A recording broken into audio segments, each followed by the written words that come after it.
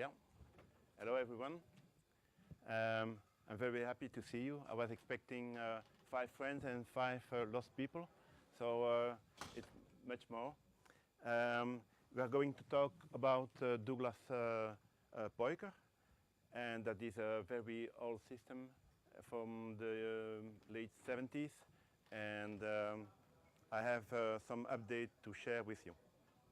So, Douglas Peucker was used for reducing the number of points in a polyline. So when I talk about the polyline, you imagine a line that seems to be a curvy line, but in fact it's small segments of straight lines that are connecting by points or nodes. I use the name of points.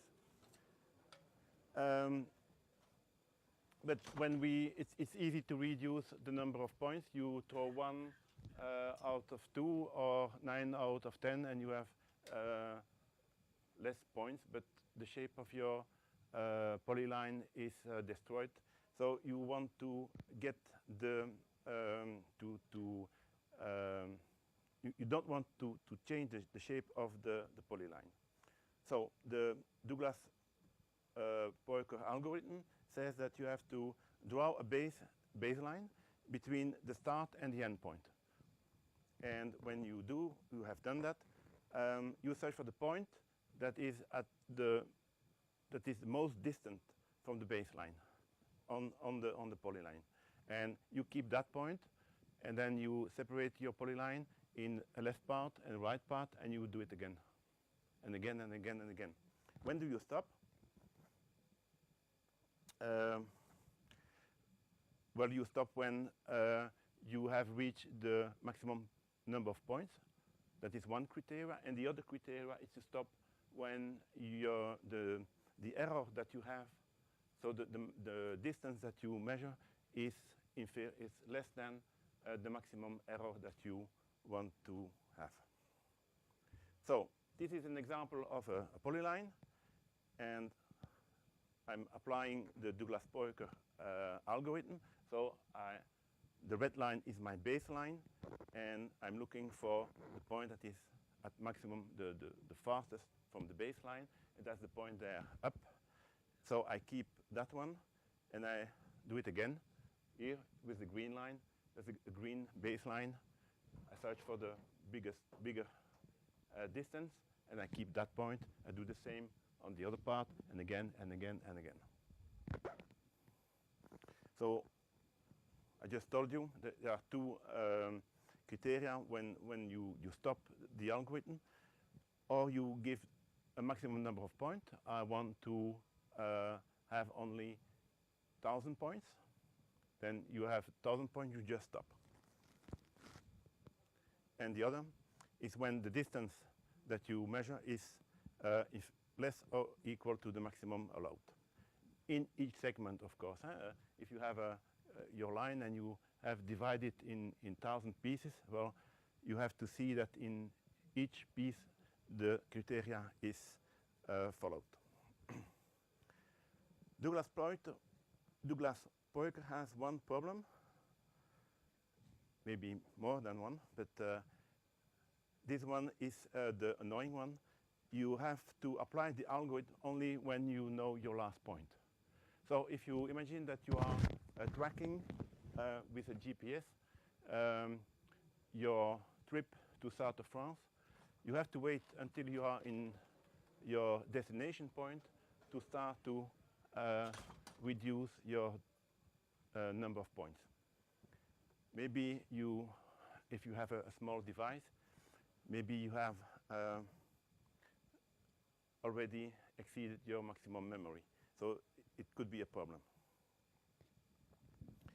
The results of Douglas Peucker are quite good, and probably, at least the community says that it is the best, and it is the best because the quality of the resulting polyline, the simplified polyline, is something that is very nearly what people can do.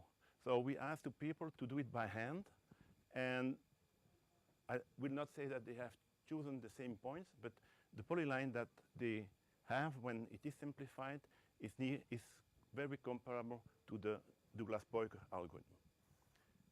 So why do I need to update the Douglas-Peucker algorithm? I can't wait until the endpoint. And there are several reasons for that. And one of the reasons is that I can't store them all. The example going from here to south of France with a small device, you probably will have not enough memory in a small device.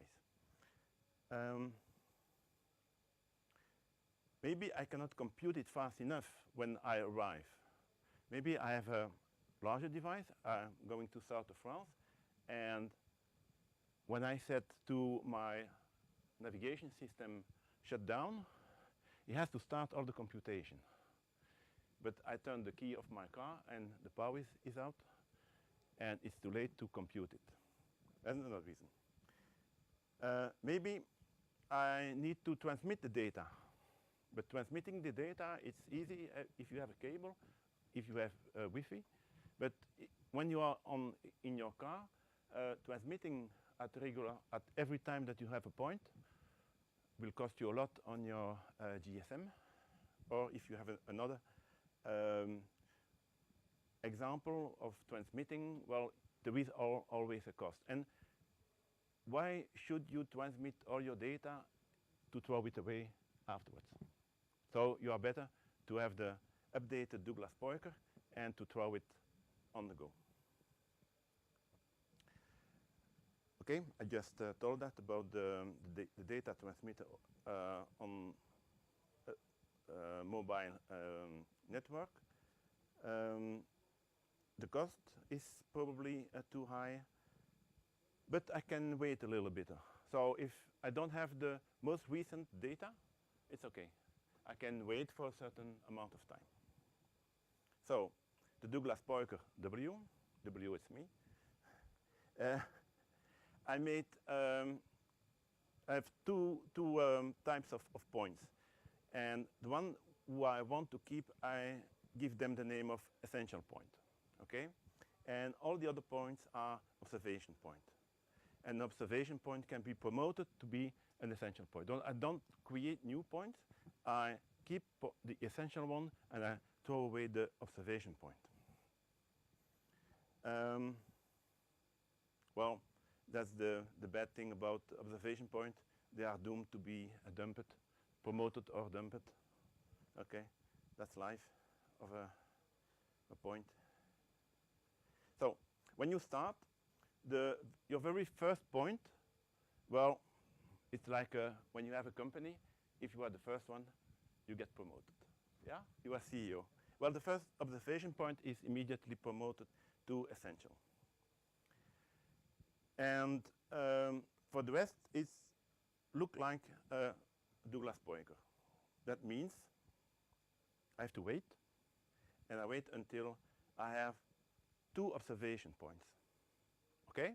So I have an essential one, and I have 2 observation points. And then I apply something that looks like Douglas-Peucker. I draw a baseline between the last essential point, that was the very first one, and the last observation point. And then it's like I'm looking from, so imagine there is here such a line. I position myself at the last observation point, and I look to the last essential point. And I look through a pipe. So the form it's a straight pipe, but the form of the pipe is completely up to you. You can choose a square pipe or a round pipe or oval pipe, I don't care. You look in it, and if all your observation points are into the pipe, you have nothing to do. Then you take the next one, then the next one, and you still keep looking to the pipe. And if you lose one of the observation points because it goes out of the pipe, that one is promoted to essential point. Okay? It's like in business. If you are that good and you come out of the pipe, you are promoted to essential point. Okay? So the form of the pipe is in fact your function about the distance. So if you are talking in 2 dimensions, it's just a rectangle, and if you go out of the rectangle, you are promoted. If you look in 3 dimensions, then you can have the pipe, and the point that goes out of the pipe is promoted to essential point. All the other observation points that are behind or older than the new promoted one, sorry, they are dumped.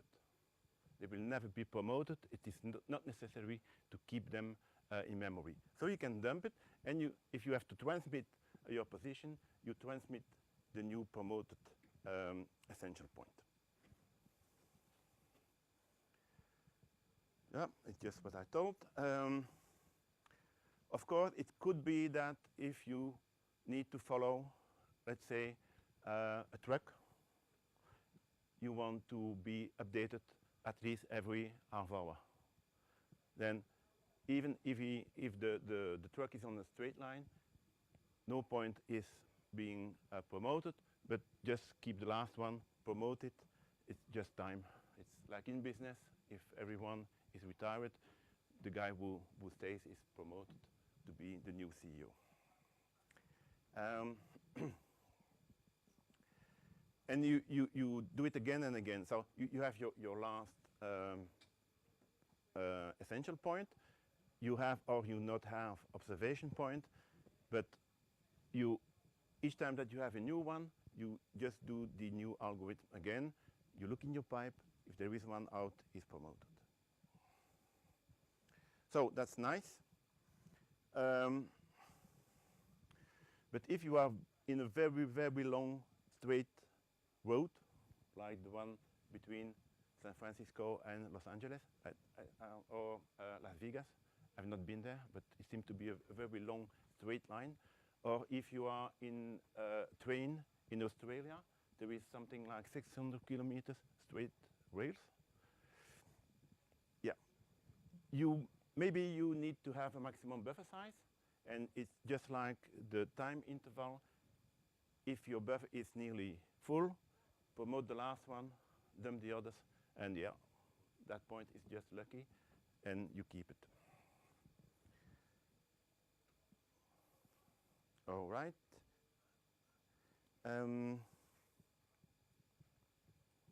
What are the results of the updated Douglas-Peucker? Well, you have a little bit more points than in the Douglas-Peucker. And you have nearly the same quality, which is not a surprise, because when you are doing that, you don't know what's coming.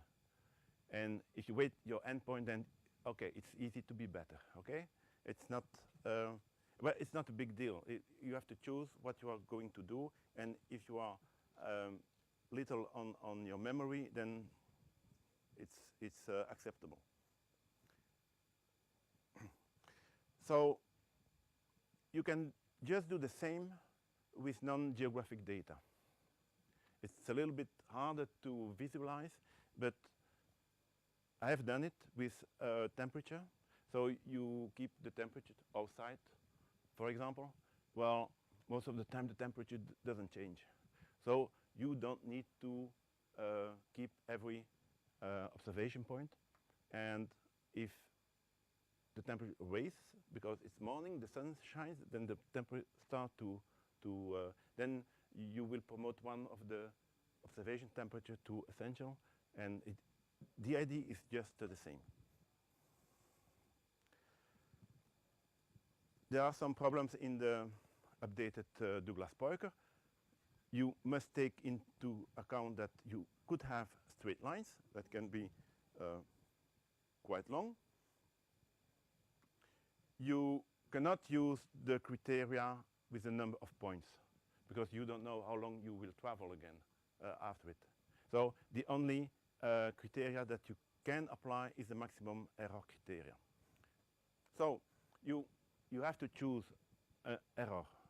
Your GPS has an error, and if your GPS gives you an horizontal dilution of position, as it is called, of 6 meters, well, you have, it's logic to have maximum error from at least that value. It doesn't make sense. If your thermometer doesn't give you something better than 1 degree, you cannot think of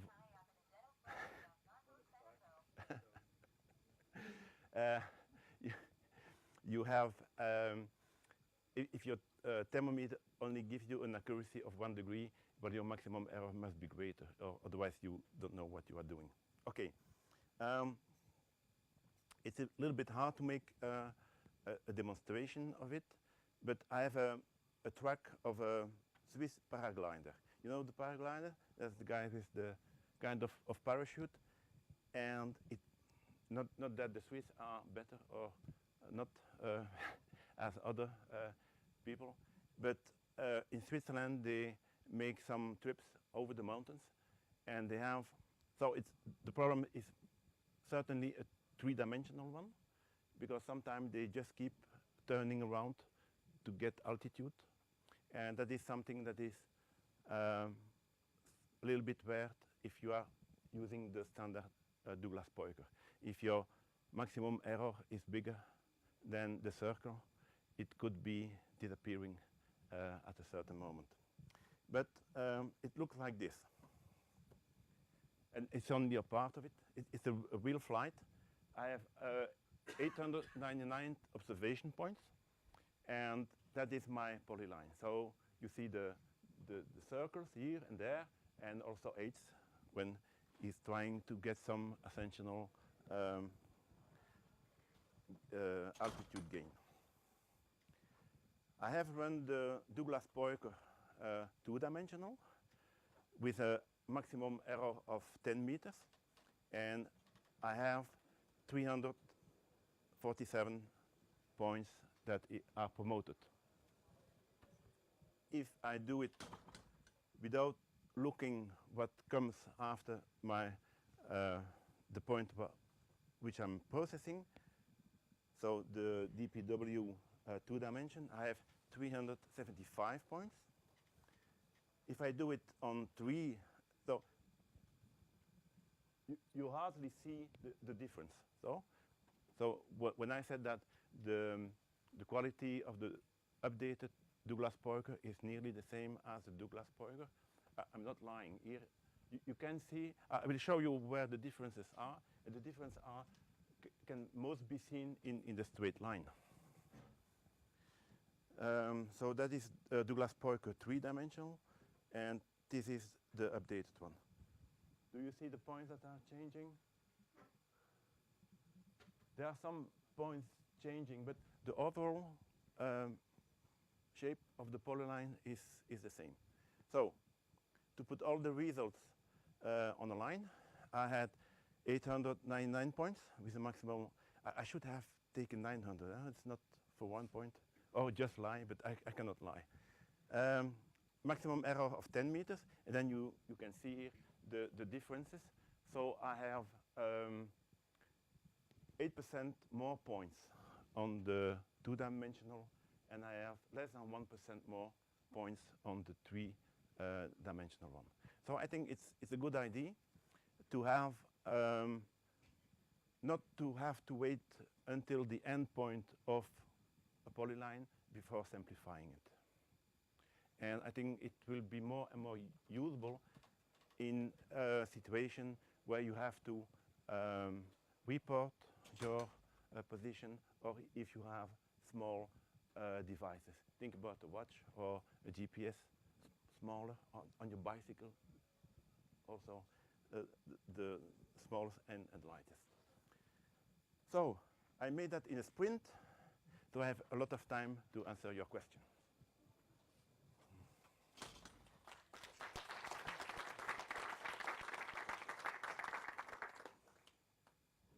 Who is going to put the first question?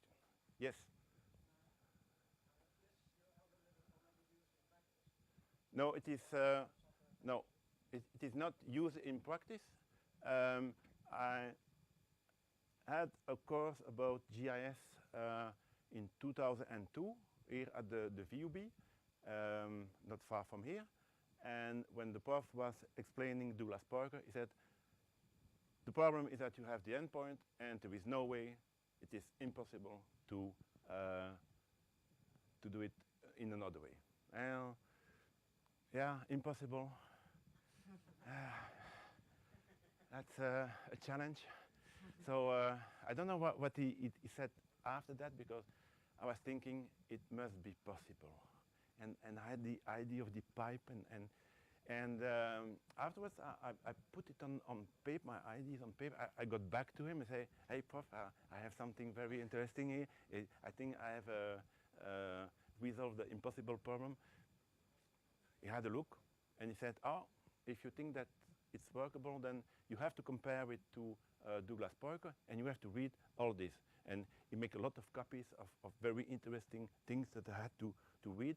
And I read them. It took some time to understand what those people were trying to explain. And it was only, well, it's not too bad. I don't want to diminish their work, but it was a way of accelerating the computation of the algorithm, but they didn't change anything on the algorithm itself. So I started to write something to show that the quality of the modified Douglas Parker was nearly equal to the original one. And I said, yeah, no, I'm going to be rich. I'm going to get a patent on it. And a patent, if you have 8 different points, you lost, well, people can use your ID into something else. So I said, I have to change, I have to go from 2D to 3-dimensional. And that was a little bit more maths, and I have other things to do, so I dropped it after a while. And then I said, I will never be rich, not in that way. So I'm going to write in a very, some scientific book or publication. I got back to the prof. I said, I'm going to write. Maybe I will not be rich, but I will be famous. But the list of things that you have to do, and then I decide to share it with you today. Okay? More questions? So I hope to see you again next year, again at FOSDEM, when I would like to talk about the same thing, but about the temperatures and all other things that are not spatial related, and it will be probably in the embedded dev room. Okay? So, see you next year.